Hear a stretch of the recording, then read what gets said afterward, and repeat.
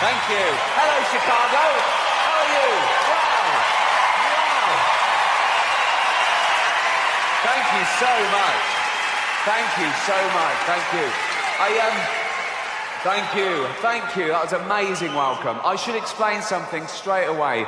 Usually when I come out on stage, it's amazing, okay? I'm doing cartwheels and backflips. It's fucking spectacular, right? But I've hurt my back. That's true, actually. I've pulled a muscle in my spine playing golf. I know what you're thinking. Serves me right for playing such a stupid game as golf. But, no, I've been in agony. I'm actually on painkillers right now. So, no, it's true. If I suddenly start talking like Paula Abdul, you'll know why. I'm not drunk. So, when the doctor, this is true, when the doctor gave me the painkillers, he said, no, you can't drink alcohol with these. And I went, I don't want them then. And he went, what? I said, give me some you can drink alcohol with. Right? And he went, well, you're not meant to drink with any painkillers. Who are you, my fucking mother? Just... So I've been walking around like the Elephant Man for days, but without the big cock, obviously. I assume he had a big elephant's cock to match the head. No, that would make things all right then, wouldn't it? That would sort of balance it out. No, because then he'd look in the mirror and he'd sort of go, oh, no. Oh, look at that fucking head. Hold on, though, what's going on down here? Hey! Swings and roundabouts. Let's celebrate. The buns are on me. So, yeah, that's my problems. I didn't cancel, though. Don't you hate that when an artist cancelled? You turn out and goes, concert cancelled due to sore throat. Oh, or I couldn't go on, I was depressed. Oh, poor little artist. Oh, can you imagine a labourer trying that? Turn out and goes, I've got a little tickle and I'm fed up. Oh, move the fucking bricks, mate. Never cancel. I had a gig in Dublin a couple of months ago, okay, and as you know, Dublin is in Ireland, which is off, it's off the coast of Great Britain. It's not part of Britain, but it's very close. It's sort of like our Cuba, I suppose. It's that.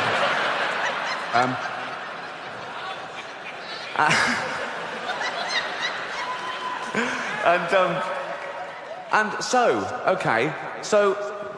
Dublin O2 Arena, 10,000 seats, sold out well in advance, flights booked, really looking forward to it. A few days before the gig, they start grounding the aeroplanes because there's a volcanic ash cloud over Britain, okay? And if you fly through it, apparently it'll make the plane fall out of the sky. And it was like, that was it. You couldn't fly in that. I mean, a volcano goes off in Iceland and we can't... what's the point of Iceland, really? And I mean, so what are they... Just fill in all the volcanoes with concrete, okay? Just... In fact, tarmac the whole country and make it a car park for real Europe, because it's a waste of fucking space, okay? And so, I'm thinking, well, I've got to get there. I can't cancel. And there were sort of pop stars and people coming over from America, and they were cancelling their flight because they couldn't get in and out. I thought, I can't. So I hired a helicopter to and from Dublin. It cost me £12,000, right? Just because I couldn't bear to let anyone down or take the ferry. That was... they were still running, sure. But that would have meant mixing with the general public, and I don't... This is about as close as I ever... No. So,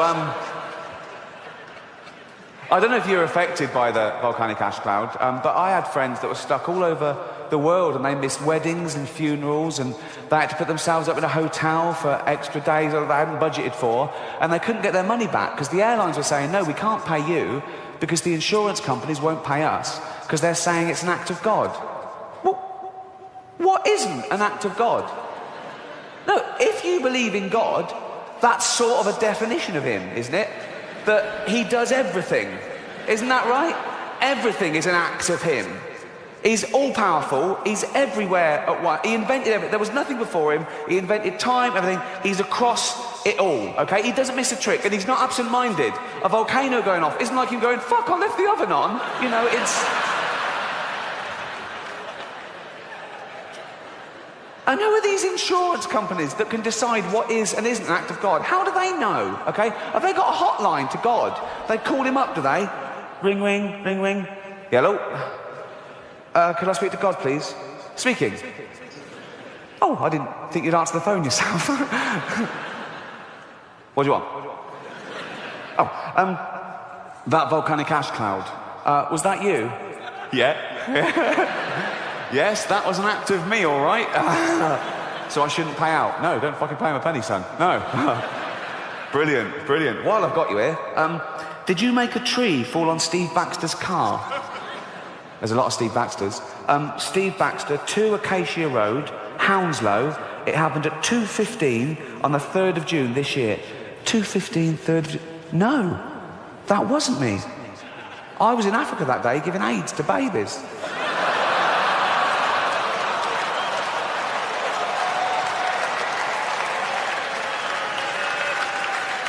He does everything. He does everything. I don't make the rules. And, well, I'm glad I didn't cancel, because it's fantastic to be here. Seeing you at happy, smiley faces, probably feeling very fortunate that you managed to get a ticket to see a living legend. Or am I?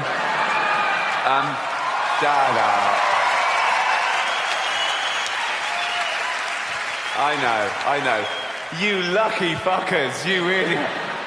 I'm joking, of course. The pleasure is all mine. Thank you so much for coming out, spending your hard-earned cash. I know there's been a recession on. Someone told me. I hadn't really... Has it still got... I don't... It really didn't affect me, if I'm being honest. Oh, dear. We can laugh about it now. No, come on.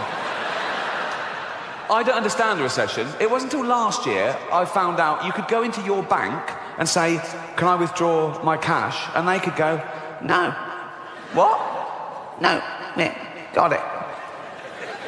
Well, I've got £50,000 saved. You went. Where is it? Lost it. What? Have you checked the vault? It's empty. What was the point of that? You might as well have kept it in a drawer, you spot little twat. I hope you enjoy the show.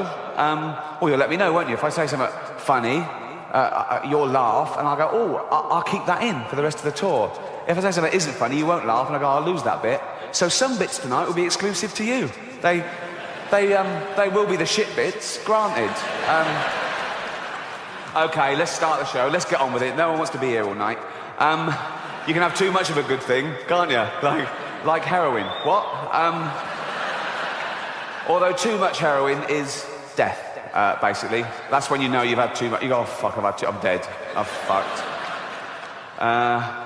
That's the thing though with heroin. You know, try anything once, kids, sure, but know this, right? No. You think, I'll try heroin. I'll just try one. Give me a heroin. Give me one heroin, okay? Just have one. Oh, what's it like? Oh, it's fucking lovely. I want more. I can't just have. It's like Pringles. It's like once you pop, you can't stop. I think that's how it works. I'm not an expert. Believe it or not, I've never been a heroin addict. No round of applause for that. See? No. See? No round of applause for never having been a heroin addict. If I'd come out here and go, yeah, I used to be a heroin addict. I used to mug people and shit myself in doorways, right? But exactly. Oh, yeah. He hasn't done those things for a while. He hasn't done those things that we never did in the first place. Why are you applauding someone for suddenly acting like a normal member of society? It's like I've lost a bit of weight. I've lost about 20 pounds. Exactly. What? No. You're basically applauding me for only eating as much as I need now. I should have always been doing that. I got fat because I was a greedy, lazy bastard. There's no other explanation. And I needed people that they come to me now and they go, well done, you look great. But they weren't telling me I looked terrible. They're basically saying I look terrible. No one told me at the time. It was really taboo. I needed waiters to come over and go, fuck off, you've had enough, right? And I've been criticised in the past for having a go at fat people. I've never had a go at fat people. I've only ever pointed out the fact that you get fat if you take in more calories than you burn off. That's simple science. I don't judge them in any other aspect of their life, but that's what happens. You get fat if you take in more calories than you burn off, okay? And that's indisputable, okay? Now, the thing is, people think I'm having a go. I'm not, because I don't judge them. If I see a fat person, I don't make assumptions about him other than how they got fat. And, this is the other thing, wait, right? Not only is that what makes you fat, people know that's what's making them fat. No one got fat behind their own back. No one and went, what the fuck's that? Okay. It's not a surprise, it's a gradual process. You have loads of time to back out from this project. Also, no one's sneaking into thin people's apartments and injecting their lettuce with 1,000,000 calories. That doesn't happen, okay? They know what's doing. If you go up to a bloke and he's surrounded by cakes and pies, right? And you go, you know what's making you fat, don't you? He doesn't go, is it all the running? He knows what it... But I don't make judgments, okay, other than how they got fat, okay? If I see a fat person, I don't go, oh, he's fat, therefore he's jolly, right? A lot of them are miserable, aren't they? So don't fall for that, okay? A lot of them started eating because they had fuck all to lose. So, no.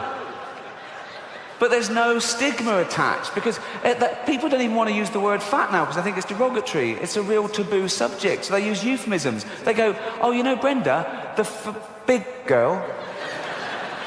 What, 7 foot? No. Not to. What does she look like? Brenda, you know, she's the one who's clammy even in winter. Just say she's fat. Nothing wrong with it. It's their choice. It's up to you if you want to be fat. It's fine. But they don't. They go, you know, Brenda, she's out of breath just standing up at her desk.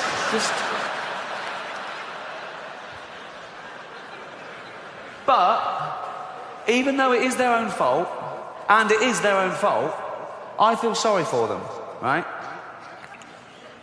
No, I do, particularly fat women, because fat is a feminist issue. Men get fat and we just go, fuck it, all bought and paid for, you know. We don't come under the same constraints of society, whereas women are inundated with images of how you should be, size 0 models, this diet, that diet, look like this, keep your man. And they make such an effort, don't they, fat girls? They've always got lovely hair, aren't they? They're always having their hair, they've all got lovely hair. Always got lovely hair. Always got those lovely false nails, haven't they? They make an effort. Anything but jogging, right? They love high heels, don't they? They think it makes their legs look less... It doesn't. It just... You can just hear them coming now. I don't want any fat people to feel uncomfortable at one of my gigs, so next time, buy 2 seats. I'm joking, I'm joking, shut up. I'm not having a go. I'm just pointing out, you know. I was listening to the radio in England a few weeks back, Radio 4, quite highbrow. There was a discussion about political correctness. My name came up straight away, right? And there was this woman on there going, oh yeah, well it's not right. Ricky Gervais, he makes jokes about fat people. He wouldn't make jokes about gay people, would he? And being fat is like being gay. What? No, it's not. What? You can't choose your sexuality. As we've established, you choose whether to eat too much or not. You know, with your sexuality, you're born, you grow up, you discover you like same-sex relationships, and that's it. You're gay, okay? For being gay to be the same as being fat, you'd have to be born, be straight, grow up knowing you're straight, but gradually and consciously wean yourself onto cock.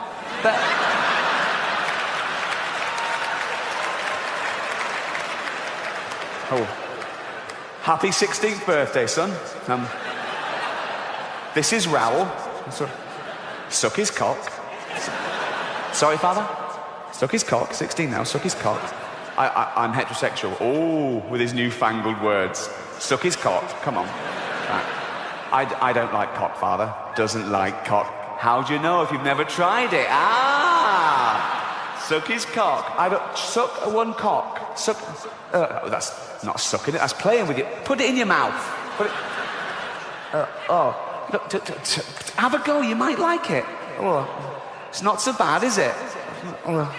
I fucking love these. If that happened, then being gay would be the same as being fat, but it doesn't, so it's not, okay? I was on a plane last year, okay, going from New York to LA, okay, and me and my girlfriend were one side of the plane, there was the aisle, and the other side there were these 2 huge fat women, okay, proper fat. One of them just got on and went, can I have a belt extension? Yeah, of course you can, you've earned it, right? So,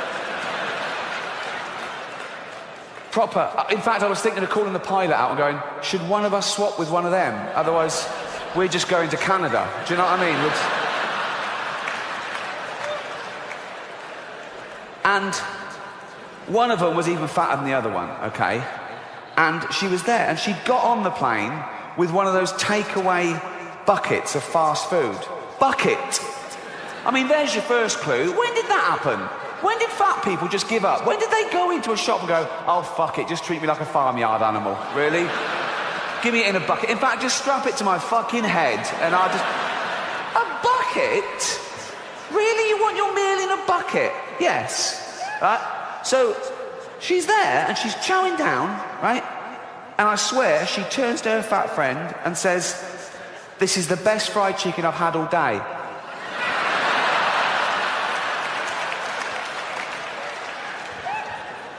But I'm not having a go. I'm not having a go. No, I'm not. No, I'm not.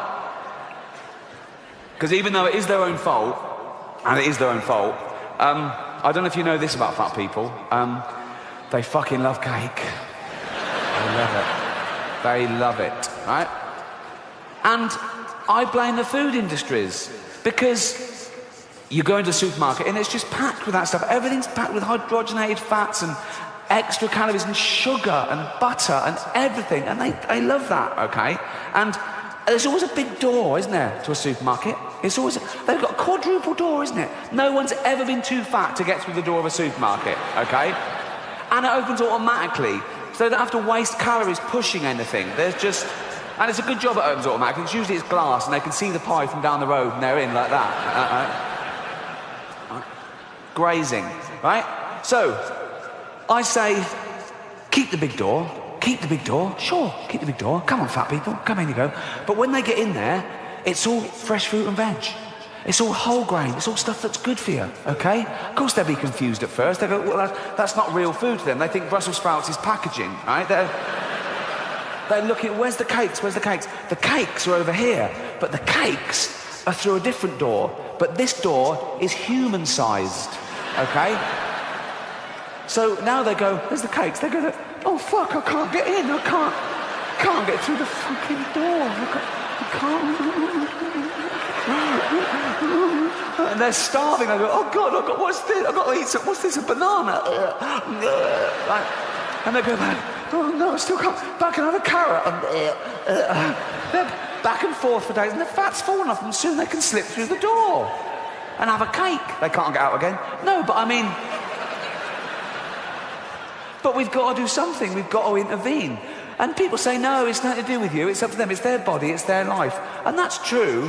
But we don't say that about wearing crash helmets. Or if you've got a heroin addict in the family, you don't go, oh, it's his life. He loves heroin. You know, you go, no, you've got to stop this. Please don't die. And you get him and you throw him in a cupboard for 3 weeks or something. You can't throw a fat person in the cupboard. You'll be back in like me. But, you know... Heroin addicts, they don't weigh anything, you can throw them around willy-nilly, right? But in fact, when they're lying there with the needle hanging out, you just get the needle and flick, and they just go into the cupboard like that, okay? Fat people, you've got to lure them in. A little trail of chocolates, and they just follow that anywhere, like that. But we've got to do something, because 1/3 of the world are obese, and 1/3 of the world are starving. The fat ones are eating the skinny ones' food, basically. I know most of the skinny ones are in Africa, so out of sight, out of mind, I know, but no, I can talk about Africa like that because I'm from Britain and we used to own it. We did. When we had the empire and we ruled the world before you took over, we owned Africa. But then in the 50s and 60s, Africa wanted to be self-ruled. They wanted independence, and they said, look, we'd like to run it ourselves. We went, fine. So gradually we started giving Africa back to the Africans, and by the 70s it was totally run by the Africans themselves. And of course in the 80s we get a phone call. Hello, who's that? Africa. What do you want? We're starving. You should have thought of that before you wanted independence. Well, we didn't know there'd be a drought, did we? Drought, I'll give you a drought. This is true. When I was a kid, I was about 10, we had a really long hot summer, okay? And there was a hosepipe ban. You couldn't water your flowers. We've all suffered. So, That's true, actually. One long hot summer, and the water ran out, and we didn't know what to do. We thought, what can we do? And there was people coming around your house trying to tell you how to conserve water. They were saying things like, when you brush your teeth, don't let the tap just run. You know, put a little glass there. And they came around, they were putting house bricks in the cistern of the toilet to save water. And there was public information films on the television. There was one advert that was like, it was like an animation, and it was like a couple in the bath. And it said, conserve water, take a bath with a friend. Which I did. I say a friend, he was more a friend of my granddad's. But, no. £10 is a lot to a kid in England. What? He taught me a lot, stuff like, you don't wash it like that, give it here. No, he was a sweet old man. I used to call him Grandad Charlie. He wasn't my real granddad, he was just an old bloke that lived across the road. He used to come round whenever he saw my parents go out, right? And he'd come round, Mum and Dad out, yeah, oh, right, do you want to see a magic trick? Yeah, he'd draw the curtains, right? And he'd close my eyes, okay, and he'd sit down and he'd put a top hat on his lap, like that, right? A magic hat, right? And he'd go, close your eyes, he goes, and feel the magic rabbit. And I used to go up and I used to I used to go in, I used to feel the little, that weird little thing it was, didn't have any fur or ears, right? And he used to go, and it was scared stiff, it was terrifying, right? And he went, stroke it, and I stroked it so fast once that it was sick, all down my... Shut up, fuck off. Oh dear, oh. Where was I? Oh yeah, famine. Famine is a problem. Which brings me to this next fad that we need to stamp out. This happened Christmas before last. Exchanging gifts with old friends, good friends, quite well-off friends, if I'm being honest. I got them a coffee-making machine from Harrods, top of the range. They loved it. They gave me my present. It was just an envelope. I thought, oh, what's this, vouchers? Opened it up. It wasn't vouchers. It was just a card with a picture of a goat on it. And I said, what's this? They went, oh, our gift to you is we gave a goat to an African family. What? I'm looking at the coffee machine thinking, is it too late to take that back? Is it too... what is it? Oh, we gave a goat to an African family. Did you? Oh. So, I've got fuck all then, basically. I mean, I don't even know this African family. Why would I give them a goat? It doesn't matter. This serves no purpose at all. This is no good for anyone. They're 50 quid down. I've got nothing. The African family's going, not another mouth to feed. Right? The goat is going, where the fuck am I? This is shit. A week ago I was gambling around the Cotswolds. There was grass and tourists with nuts and this is a fucking dust bowl. There's no way that goat wanted to go to Africa. It was basically, no, it was kidnapped. It was abducted. It was put in a sack and bundled on a boat to Africa, like Roots in reverse. There was no way. They went, do you want to go to Africa? He went, definitely not. No. Oh, come on, why didn't you want to go to Africa? Lions. Come on, why didn't you want to go to Africa? Well, that shouldn't affect you. It shouldn't. So just be careful with that charity shit, particularly at Christmas. That's when they get you. They give you a guilt trip at Christmas. All the adverts for the charity at Christmas. You're sitting at home, aren't you? Having your Christmas lunch, loads of food, too much food. Probably going to throw a lot of it away, right? And things like this come on the telly. This runs every Christmas day in England. It goes, is there an old lady near you cold and lonely this Christmas? Yeah, I fucking hate her. Nosy bitch winds me up all year round. Okay. I can't wait for the cold weather. There's no old lady near me. She died last year of hypothermia, so result, yeah. Brilliant. The other big one is a dog is for life. not just for Christmas. Right behind that, I'm really into animal welfare. And that's obviously aimed at parents whose kids go, can I have a puppy, can I have a puppy? And they go, no, can I have a puppy, can I have a... Oh, and they get them a puppy to shut them up, right? And the kid likes it when it's cute, it grows up, kid gets other interests, gets bored with the dog, they lumber the parents with it, the parents get bored with it, they abandon it. 11,000 pets were abandoned in England last year, which is terrible. And I think, you know, kids should have pets. I think it teaches them life lessons. I haven't got kids of my own, but I've got loads of nieces and nephews, and they've got kids of their own now. And I want to be a cool uncle and give them what they want, but I want them to be a responsible one too and not add to the stray problem. But I think I've solved the dilemma. Here's a tip. This is what I do anyway. You've got to wait till Christmas Eve and always go to an animal rescue centre, not a breeder. And I go along to an animal rescue centre Christmas Eve, and I go to the veterinary part, and they've usually got like a runt who's been born sort of disabled with no quality of life, and they're just putting that out of its misery. Right? And I go, no, don't kill that one. I'll take that one. And I go, it's only going to live a day.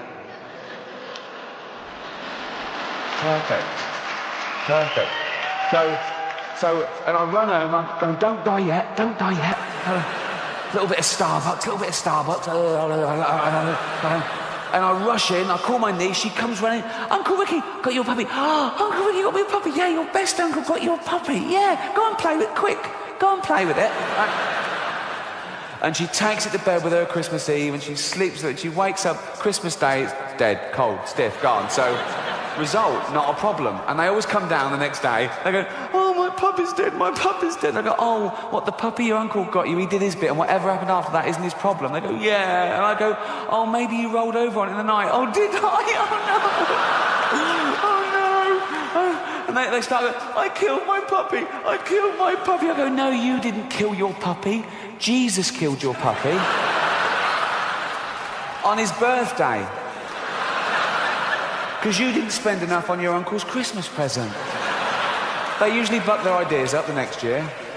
The other big campaign at Christmas, don't drink and drive. Right behind that as well. A lot more stigma attached to that these days. When I was growing up, it was whether you got away with it or not, but people now know it wrecks lives. I'd be getting in the car when I was a kid with grown-ups and family, and I'd go, no, you can't drive, you had too much to drink, and they go, it's all right, I won't get caught. But now that people know that's right, and I've done it once, and I'm not proud of it, I'm fucking ashamed of it, and that was Christmas. I wasn't drunk, but I was over the limit, and I took the car out, and I knew I shouldn't be driving.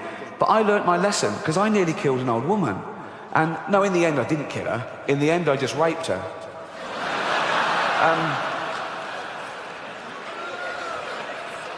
But as I say, nothing came of it. Luckily for me, 1,000 to 1 shot, she had Alzheimer's. So, not a credible witness. Spiders, they're always ready, aren't they? Aren't they always ready for... They're always ready for action, a spider. It's always completely fucking ready for action, like that. Always ready for action, always. I mean, some animals are sometimes ready. You startle a cat and it'll go, ooh, for a few seconds, and it goes back to chilled. Most of the time, a cat is just laying on the floor, innit? Just on its side, all 4 limbs just stretched out in one direction. You will never see a spider like that. You will never see a spider just lying on the carpet, right? Its head down and all 8 legs just stretched out like that. They're always ready, okay? They're always ready in every direction, like the fucking Matrix, like that. They don't have to turn, they've got 10 eyes, 8 legs and 10 eyes. It's over the top, okay? And they're even ready when you don't think they're ready. You can see an empty web, okay? And you go, that spider's not ready. No? Touch the web. What? Touch the web. And it's there. I fucking hate them. Of individuals in each species, and that's just one class arachnid of one phylum Arthropoda. There could be 5 million species of animal alive now on the earth, best guess, okay?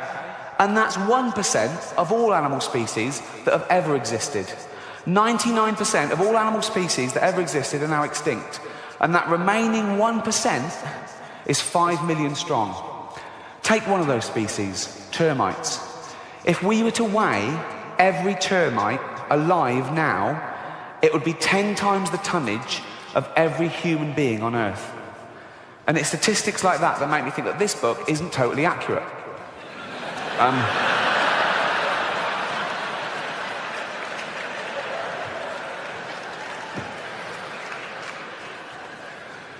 It's the book of Noah.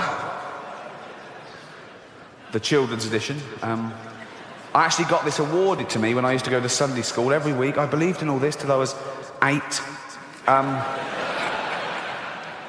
St Agnes Sunday School, presented to Ricky Gervais, R-I-K-K-I, like a fucking mongoose, right?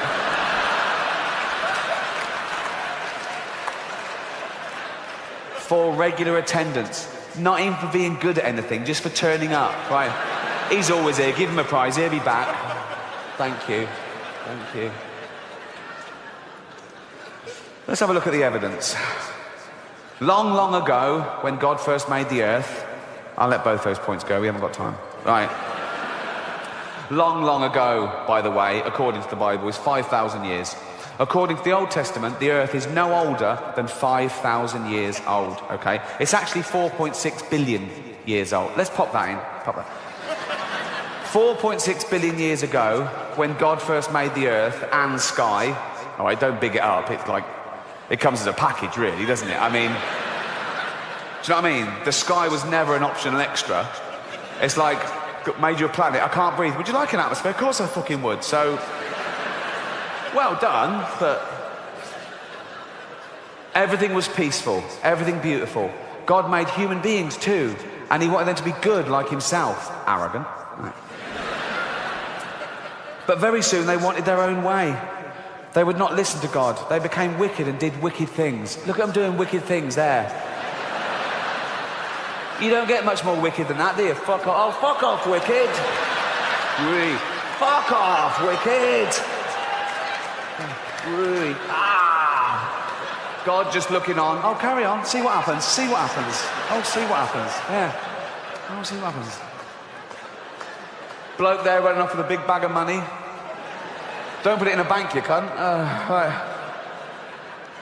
God looked at them and said to himself, they are so wicked, I will have to wipe them off the face of the earth. Really? Really? Straight to genocide. What happened to one verbal and 2 written warnings? Straight to the annihilation of the entire human race because of fatty yellow trousers picked someone's nose. Really? Fuck. Anger management, man. Just calm the fuck down. Let's talk about this. Wow. I read that to Carl Pilkington, right? Who is, yes. Head like a fucking orange, I know, yeah. And I read that bit to him. They are so wicked, I'll have to wipe my face of the earth. And Carl said, he sounds gay. I said, what do you mean? He went, some gays are a bit like that. He thought God was like having a hissy fit. Like he's like, no, they treat me like a bastard, I'm going to treat them like a bastard, I'm going to show them, I'm going to wipe them out. I said, Carl, God is not gay, okay?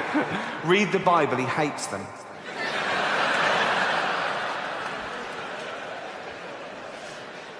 They are so wicked, I will have to wipe them off the face of the earth. And every living thing with them. What's the squid ever done? Really? It's gone mad. What? But he's not gay. God is not gay. But there was one man who was still very good. His name was Noah. He was a friend of God. Just a friend, so don't know. Just a friend. A friend with big hooped earrings.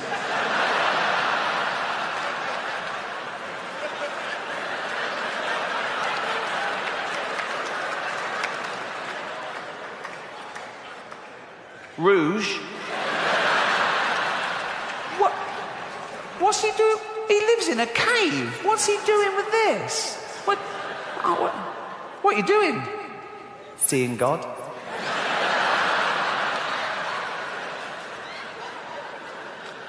You never know. Handlebar moustache. Holding God's hand. Who's wearing a blouse?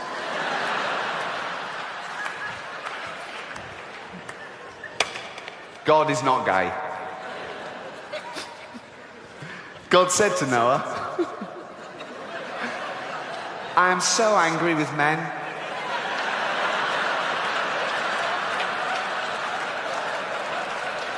Do you mean men and women? Whatever. I am so angry with men that I have made my mind up to destroy them all. I have stretched my bow in the sky as a rainbow. That's got to be the world's first pun, hasn't it? It will make so much rain pour down on earth that everything will be drowned, but not you. I want you to build an ark. It must be like a big boat with 3 decks and a roof over it. Yeah, I know how to build a boat, mate. Which is... And you'll make a door in the side of it. Do you think I'm a complete idiot? I know. Noah did exactly what God told him. And then God said to Noah, now, okay, now this is aimed at children, admittedly, but it's taken from the Old Testament story in the Bible, but I don't think the author of this book is a zoologist. As we've said, there could be 5 million species of animal. I don't think he knows them all the way he backs out very quickly in this next sentence, okay? I want you to take 2 of every kind of animal into the ark. 2 lions, 2 tigers, 2 elephants, and so on.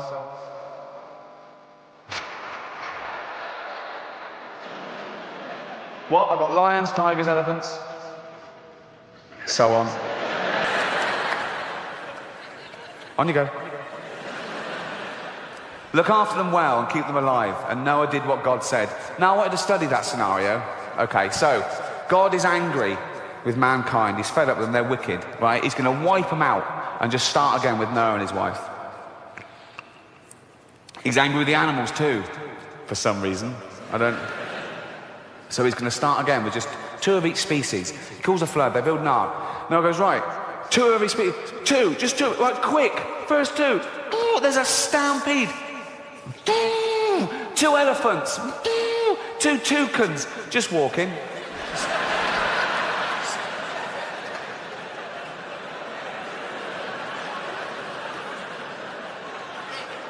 There's no rush. Just strolling, baby. I think this one is a bit more concerned than this one. This one's probably going, should we fly? Nah. No? Nah. I could do this all night.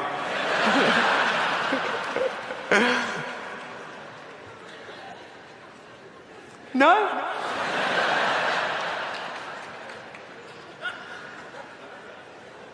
Nah.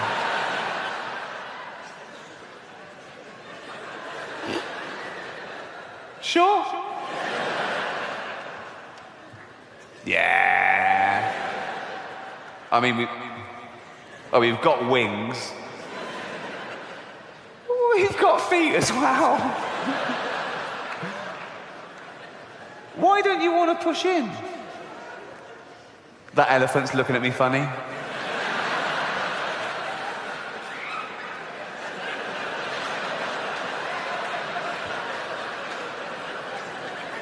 Yeah. I fucking am.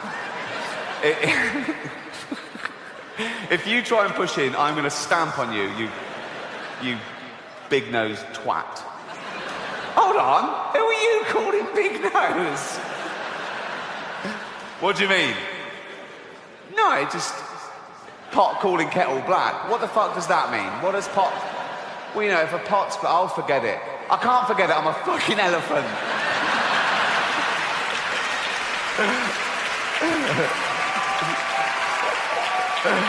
Oh, 2 camels, 2 lions, 2 ostriches, 2 leopards, 2 tigers, 2 zebra. Here's the crux of my point. Just 1 species on the ark at the moment, the giraffes. They got their first longer legs, okay? 5 million more species to get on there. So 2 of it. So two animals on the ark at the moment, 10 million more animals to go. 10 million more of those, okay? 10 million, okay? As far as 10 million of them to get on there, just 2 on there at the moment. Look how much room they're already taking up.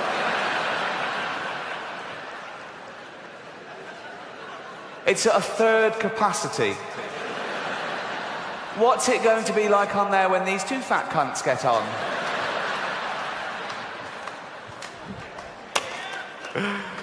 Then God bent the bow of his anger and the rain came flooding down, covering the earth with water. It rained for 40 days and nights. The flood water rose higher and higher until it covered the tops of the highest mountains. Every living thing was drowned except Noah and the animals in the ark. And the fish. They were fine, weren't they? They were fine. They were loving it. They were better off. In fact, all the sea creatures. I mean, mountains underwater, their domain had increased like tenfold. Also, it's so much more interesting. You've got crabs going, I'm on a fucking mountain. This is amazing. I never want this flood to... I've never been up here before. I think of that when you see on the news, like if there's a little village in Gloucester flooded or something. And it's really sad. You see people, they've lost their homes and they're in dinghies and they're carrying their pets. And you see a little row of antique shops completely underwater. And I think of a fish just looking in the window of that antique shop for the first time.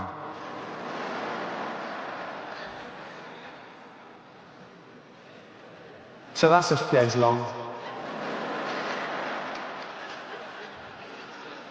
For 150 days, the earth was covered with water. Then Noah opened the window of the ark and looked out. The water seemed to be going down, but how could he be sure? Well, ask God, you've been chatting to him all the way through. Why are we getting cryptic all of a sudden? He sent a raven out, but it soon came flying back. It could find nowhere to settle. Noah waited another week, and he sent out a dove. Why did the raven lose his job? But the dove came back too. See, the raven wasn't bullshitting. There was still no dry land anywhere.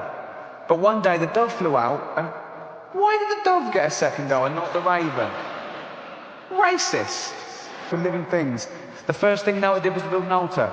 He offered a sacrifice to God to thank him for saving them. And Noah said, I'll make a pact of friendship with you. I will never again send a flood to destroy the earth. The rainbow which I put in the sky will no longer be a sign of my anger, but a sign of peace. It will be a sign of my friendship with men. That is how it is. That is how it is used today. Thank you. Cheers. Oh.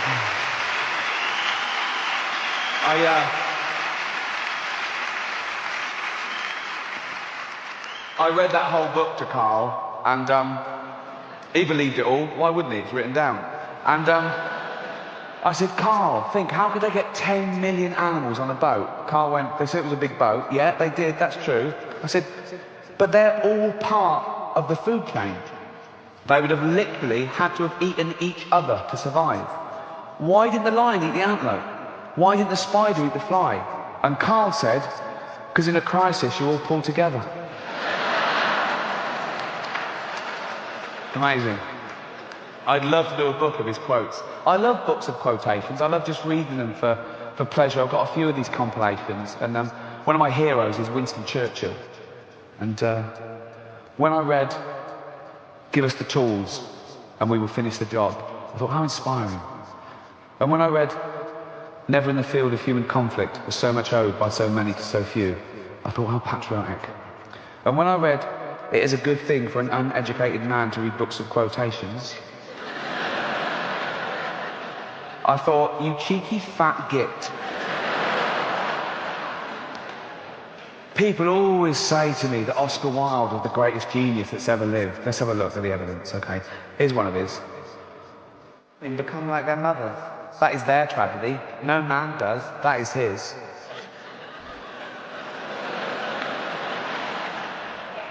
That sounds a bit gay to me. I'll just... Give me another go. Here's another one. I couldn't help it. I can resist everything except temptation. That sounds gay as well. I think...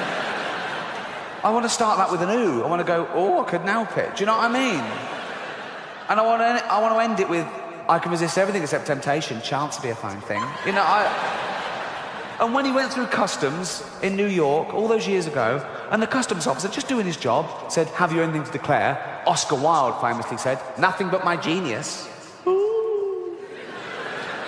Wasn't witty, I bet he planned that. I bet the first time we went through customs in a foreign country, it was all yes sir, no sir. Anything to declare? No. Thanks, on you go. Oh, I just thought of something fucking brilliant to say. Oh, I'm always doing that. Excuse me, can I go back to... No? Oh, he had to wait weeks in those days, back on the boat to England, just thinking, right, if they say that again, anything to declare, nothing but a genius, I'll be in a book of quotations. Right, he gets there again, weeks later, finds the same bloke, goes up to him, bloke goes, on you go, didn't even fucking ask me that time.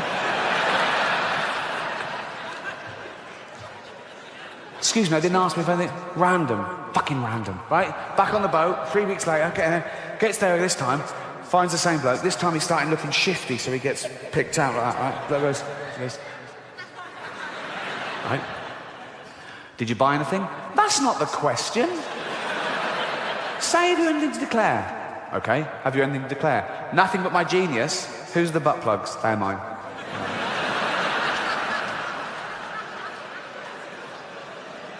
Incarcerated in Reading jail for homosexuality. We've come a long way from it being punishable to total equality, as it should be, of course. In England, the gay age of consent, same as heterosexuality now, 16, and even gay marriage. Although, ironically, the one place that was really ahead of the game fell behind a little at the last election, California. They had a referendum, they put it to the vote, and they voted no to gay marriage. I mean, in California, there's people going, that's why we moved here. I mean, it's a strange sort of bigotry that you can affect someone else's lifestyle that doesn't affect you back. It's not like they asked a bloke once, said, sorry, do you mind if these two men get married? He went, no, fine, okay, jack them off then. What? I didn't know that was going That doesn't happen, does it? That doesn't happen. It's also a strange sort of bigotry because these people that object to that were presumably the same people that said, you know, gay people were immoral and promiscuous, but now they don't want to be monogamous and respectful in the eyes of God. And it must be so confusing to a gay guy in California thinking, that's the bit they don't like. With all the other shit we get up to, it's the marriage bit. They must so confused. They must go to judges and go, sorry, can I get the rules straight? What do you want to know? I just need to know what we can and can't do. Ask away. Can I marry a man? No. Can I fuck him up the arse and give him a little reach round? Please.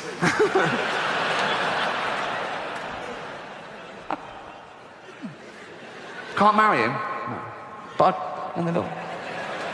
Can I...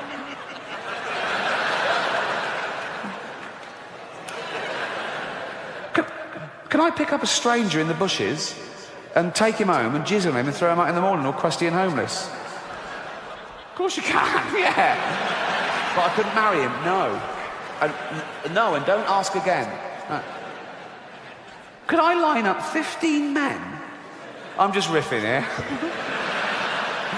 Could I line up 15 men and just jack them off? For a laugh. If you want, yeah. It would be difficult, wouldn't it? Jacking off 15 men at once. It would be like plate spinning. Wouldn't it? No. Because you could only do two at once, really, so you'd have these two ready to blow, but then they'd be losing it, and you'd go, fucking hell. Oh, here we go. Oh, fucking hell. Oh. Ain't it knackering? Jacking off 15 men at once. Never thought I'd say that. Oh. Again. No. There's these people that say being gay isn't natural. Well, it is natural, and I've got a book to prove it. Homosexuality occurs in about the same incidents in the animal kingdom as it does in human society. This is a real book. It's called Biological Exuberance, Animal Homosexuality and Natural Diversity by Bruce Bagamill, okay? The evidence is compelling, and it seems there is virtually no species which does not have its gay community. That doesn't mean like chimps on one particular street wearing leather caps and stuff. It just... They sort of spread it out more, really. This is a real book. Can we have the first slide, please? Right, okay. Right. This is a real book, okay? Right? Absolutely real, okay? Two male stump-tailed macaques in mutual fellatio. Mutual. They're sharing it around. Next slide. Okay. A male squirrel monkey, right, performing a genital display toward another male. He's just going, what do you think of that? And this one's going, what? Suck it. Look at his little hand. Why? Because we're gay. I'm not, you fucking are. Look at the way he's holding him, and he's got his leg up for extra purchase. He's gone, get in there, get in there, get in there. Look at him. Can you imagine my face when I discovered this book?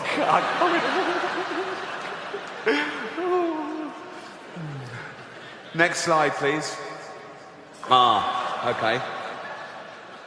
A female Olympic marmot mounting another female. Now, I don't know what is in that for either of them. Unless the one on top is wearing a strap-on dildo.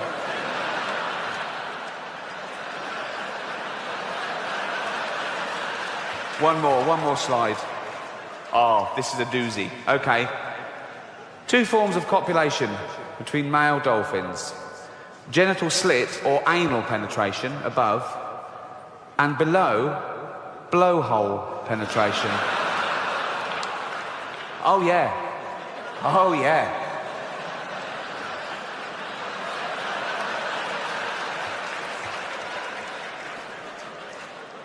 Basically, he is fucking him in the head. It's in the head. He's fucking him in the head, ladies. I have never seen that on any wildlife documentary. Why have I never seen that before? Why are they doing that? Maybe it's not in the wild. Maybe it's in SeaWorld, which is like their prison.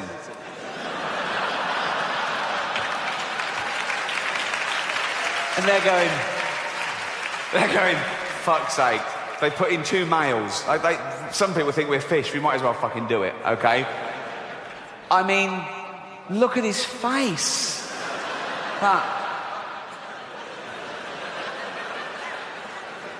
He's going, Dave. What? Could we not do it up the arse like them? No. It's in the head or nothing. Dave, what? What? Dave, I love you. But I can't fucking breathe.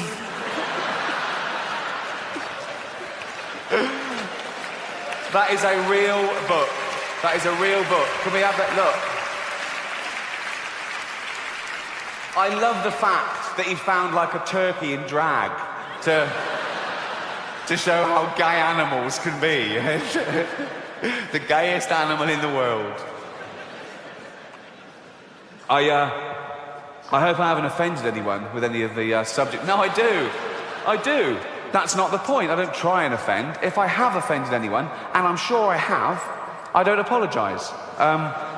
No, I think you have to be able to justify everything you do. And I just think that a comedian should take you to taboo places you haven't been before. Otherwise, you could do it yourself. There's enough anodyne comedy out there just doing things, obvious stuff that, doesn't make, any difference at all. And there's this spate of comedians saying sorry when they go too far. I just think, you should...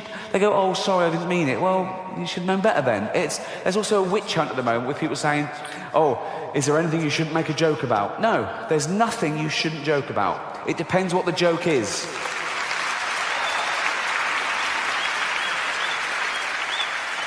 Comedy comes from a good or a bad place, and it's for you to decide what that is. And I think that there's a big debate about sick jokes, or comedians doing sick jokes. Now, the thing about sick jokes, when we tell a sick joke, it's with the express understanding that neither party is really like that. I wouldn't tell a sick joke to a known pedophile. I wouldn't go, here, mate, you're going to fucking love this more than anyone, son. Do you know what I mean? And I've never been in trouble for anything I've said in my professional career because I refuse to apologise. What can they do to you? You know, growing up, you know, you try things out and you get taken the wrong way a little bit. Not like the dolphin. I mean, you know, not... When I was about 23, 24, me and my girlfriend met up with this other couple. They'd moved down from the north of England to London. They used to come in the place I used to work, and we had a couple of drinks with them. They were cool people and they were fun. And after we'd met them a couple of times, they invited us to a party at their house. We went along. One, it was a dinner party, which they hadn't warned us about. But two, it was for their family that had come down from the north to see how they were getting on. And it was both their parents and grandparents and great uncles, average age about 85, right? And I think we were an afterthought. We thought, oh God, we don't know anyone our age. Oh, that Ricky and Jane, right? So we went along, and we were still getting to know them, so we just spoke to them all night. We didn't really mingle with the older people. And as I say, we use comedy as a sword and a shield and a medicine, but usually as a getting to know you, okay? We use comedy to break the ice. Are you like-minded? What can you take? What do you like? And I've always sort of pushed the boundaries a little bit to try and make people laugh at things they didn't think they could. But, you know, but then, you know, everything turns out okay, I suppose. And I started off lightly. I told this joke. Why did the little girl fall off the swing? Because she had no arms. Yeah, sweet.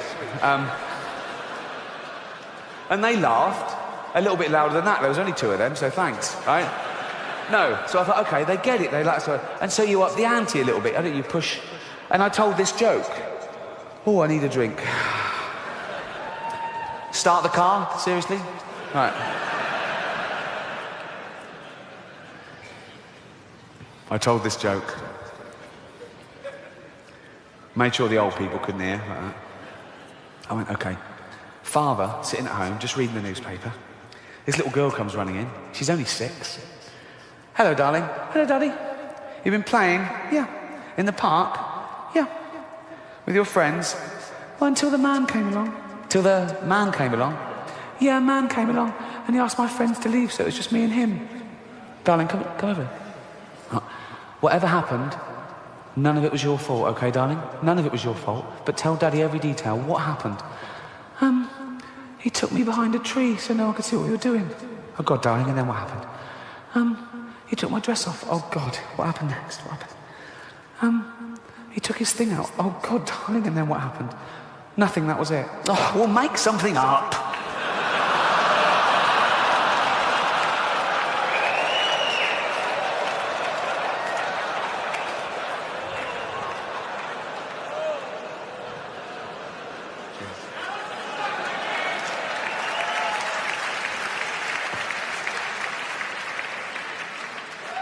Don't tell anyone that. I want it to be a surprise. So I told that joke, carried on, getting a bit drunker, telling jokes. Eventually we sat down for the meal about 9:45. They put 2 tables together, and the host sat at either end, and they put me in the middle, opposite this very sweet but very deaf sort of 80-year-old man. So conversation was a bit stilted. And after about 20 minutes, Ian, one of the hosts, pipes up and says, "Oh, Ricky, tell that joke." I went, "What?" All the old people went, "Oh, we love jokes. Do you?" I looked at Ian, and Ian went, "Be fine." I went, "Okay." And he got on with his conversation. And so they're all like that. I went,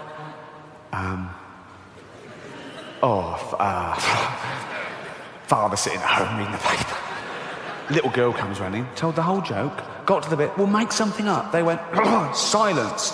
I looked at Ian, he went, "Not that one." Thank you so much, you've been fantastic. Good night.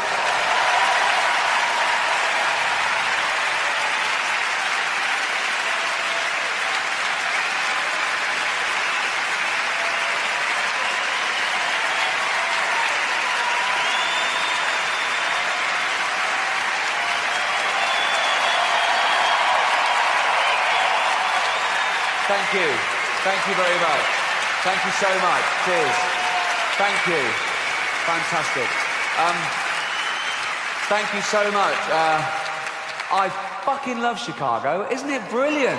Isn't it amazing? I've had just the best time. Thank you so much. I'll tell you, I'd risk coming again through volcanic ash clouds. Anything to get here. It's fantastic. Terrorist attack. I've actually always been a nervous flyer, to be honest. And I flew a few weeks after 9/11, and after 9/11, the world went a little bit crazy. You know, understandably, the rules changed, and there was a lot of anger and fear and confusion and finger pointing, and I'd always consider myself quite a rational, liberal sort of guy, and I tried to remain that way after 9/11, and even in in the pub with mates, I'd be the ones going, no, you can't say that, no, that's a generalisation, that's ridiculous, no, that's unfair, you can't tar everyone with the same brush, no, it's still the safest form of transport, it's 16 million to 1 the chance of trying to be rational. That's in a pub. When I'm flying, it's more like, check him again. Can we check him again? He's getting on this, but do you mind if I check him? Can I just... And after 9/11, with all the checks, I still tried to remain sort of rational and philosophical. I was thinking, right, it's harder now than it ever was to get a bomb on the plane. This is, the restrictions are tight. It's safer now. And then I found out that a terrorist doesn't even have to get on the plane now with a bomb. They found heat-seeking missiles, and they could just park up in some sort of lay-by and take the plane out within the first 10 minutes of takeoff. So now I'd be on the plane going, right, we're out of range. Who's got the bomb, right? And as I say, I flew a couple of weeks after 9/11, an internal flight, and we were up in the air. I'd done the thing right, we're out of range, right, okay, right. And I was still a bit nervous, and I said to the air hostess, I said, have you got any magazines? 11. Surely a new rule book went round. Don't mention 9/11 when you're handing out the coffee. Just, do you know what I mean, right? 2, don't say severe cutbacks. Severe cutbacks. If someone says that, I don't think of magazines anymore. I think of a bloke in an aircraft hangar earlier that week going, do we really need all these rivets? It's just... What terrible bedside manner. I mean, I take first-class flights everywhere. I know you wouldn't have it any other way. I'd do it for you, really. Some of the flights I take cost £10,000, okay? And for £10,000 in a disaster, I expect the front end of my plane that I'm in to gently break off and float down to a desert island. It doesn't. I'll die with the rest of you fucking losers. That's not fair, is it? I know you tried to save me, but you couldn't. We'd just be on the news. I'd probably the only one get name-checked on the news. You'd be 230 others, but which is some consolation. But anyway, so, okay. Once I was flying back from New York, okay, 9:25, a Saturday night, JFK to London Heathrow. BA, first class. Okay, now... This is my point. It's fear that threatens rational thought, I think, okay? I'm there. Now, the whole week leading up to that flight, I don't know if you remember it, or it's happened more than once, I don't know, it was a couple of years ago, on every news channel in America, there was a rolling ticker tape that said, America on red alert. We've had intel, there's going to be another 9/11 in a major city, probably New York or LA, okay, this weekend. Do not fly unless you absolutely had to, right? I had to, I was filming. And, right. So, I'm the only one in the first class lounge, okay? And I still tried to remain rational. I was thinking, no, it's safer now. Everyone's looking for a terrorist today. They'll leave it till Monday, right? And then it happened. The thing that threatened my rational thought. I had a bit of a mini breakdown. Into the first class lounge, about 30 minutes before boarding, came this guy. I don't know whether he was North African or Middle Eastern or Asian, but he had all the gear, right? Beard, steered attaché case, okay? And here's your middle class sort of liberal. I went...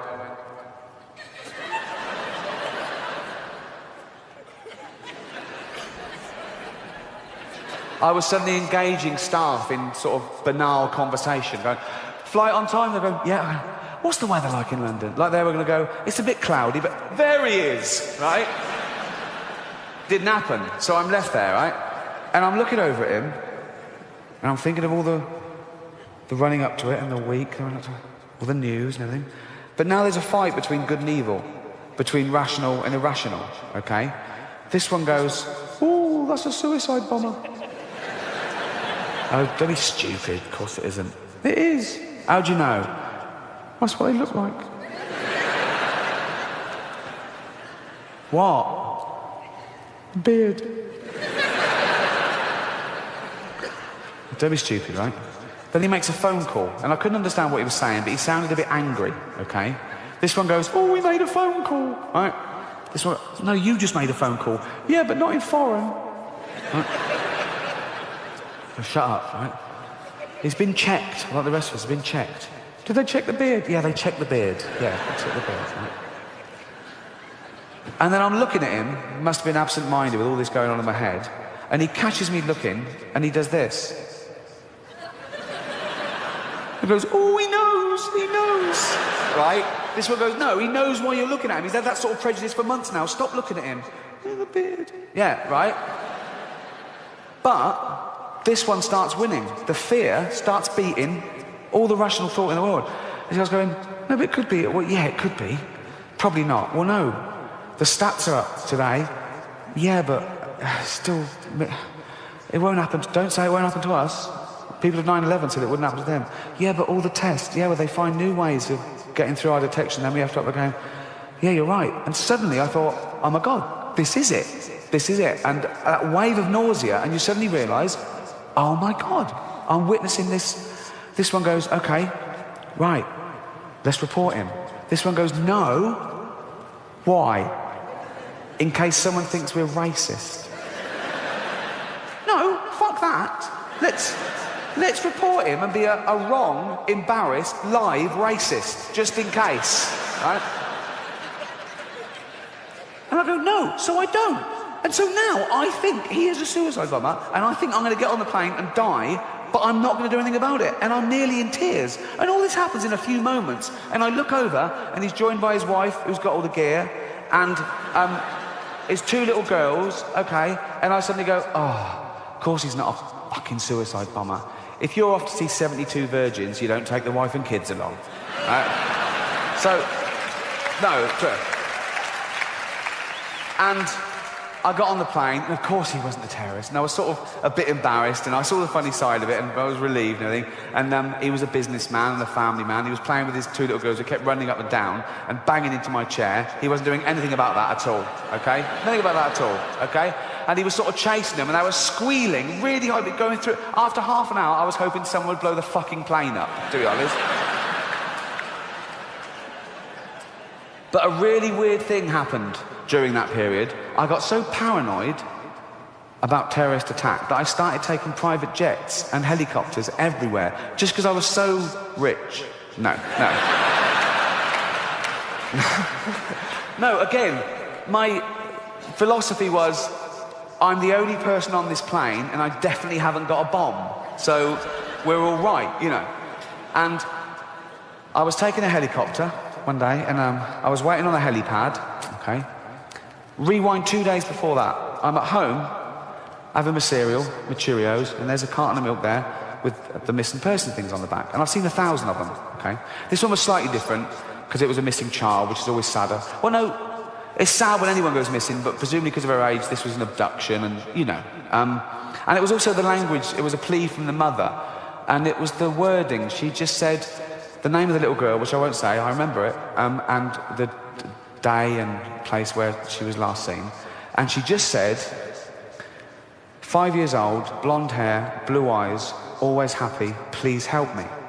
And it must have stayed with me. 2 days later, I'm there, it's like a wharf development, waiting for this helicopter. And I'm looking down onto sort of some disused sort of warehouse space. And looking one, right? And someone had put up a brown blanket with this duct tape, okay, as like a curtain. And it had fallen away. And I can see in, this is a true story, it's an empty room, apart from a mattress, and on the mattress is a little girl with her hands tied. And my fucking heart, 5 years old, blonde hair, blue eyes, always happy, crying her eyes out.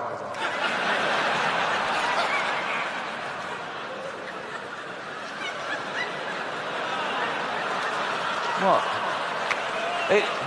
It couldn't have been her. I left it. Thanks very much. You've been amazing. Good night, Chicago. Cheers. Thank you. Cheers.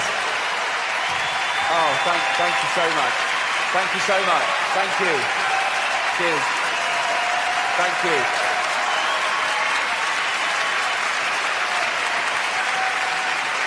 Cheers, everyone.